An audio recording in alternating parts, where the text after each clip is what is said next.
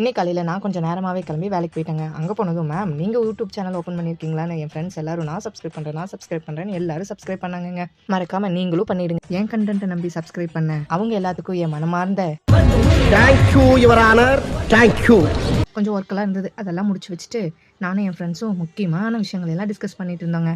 அடுத்து வாழ்க்கையில் என்ன பண்ணலாங்கிறத பற்றி இல்லை, யாரெல்லாம் என்ன பண்ணாங்கிறத பற்றி டிஸ்கஸ் பண்ணிட்டு இருந்தோம்.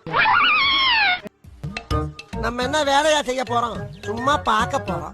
இருக்கட்டும், அதுக்கு நம்மளுக்கு என்ன சம்பந்தம்? வீட்டுக்கு கிளம்பிட்டாங்க. வீட்டுக்கு கிளம்புன வழியில் டிகேக்க பார்த்தேன். ஒரு நாள் இதே மாதிரி நம்மளும் பேக்கிங் பிஸ்னஸில் பெரிய ஆளாகி பெரிய கடை வச்சிடணும்னு நினச்சிட்டு முன்னாடி பார்த்தா அப்படியே ஷாக் ஆயிட்டேன். அப்புறம் கேக்கை பேக் பண்ணுறதுக்காக கொஞ்சம் திங்ஸ் எல்லாம் தேவைப்பட்டது. அதெல்லாம் வாங்கி வச்சுட்டு எப்பயுமே நம்ம ட்ரேவை எடுக்கிறதும் டின்னை உள்ளே வைக்கிறதும் வெறும் கையிலேயே வைக்கிறோம். ஸோ நம்மளே நமக்கான க்ளவுஸை செஞ்சுக்கலான்னு கொஞ்சம் கிளாத் எடுத்து அதுக்கான மெட்டீரியல்லாம் எடுத்து நானும் எனக்கு தெரிஞ்ச மெஷர்மெண்ட்டில் கட் பண்ண ஆரம்பிச்சிட்டேன். நமக்கு அறிவு கொஞ்சம் அதிகமாகவே இருக்கிறதுனால வேணுங்கிற மாதிரி ஷேப்பாக நானே அதை தச்சும் எடுத்துக்கிட்டு எல்லாம் நான் முன்ன பின்ன பண்ணதெல்லாம் இல்லைங்க. நம்மளாம் கற்றுக்க வேண்டியதுதான். கற்பவை கற்றபின் நிற்க அதற்கு தக.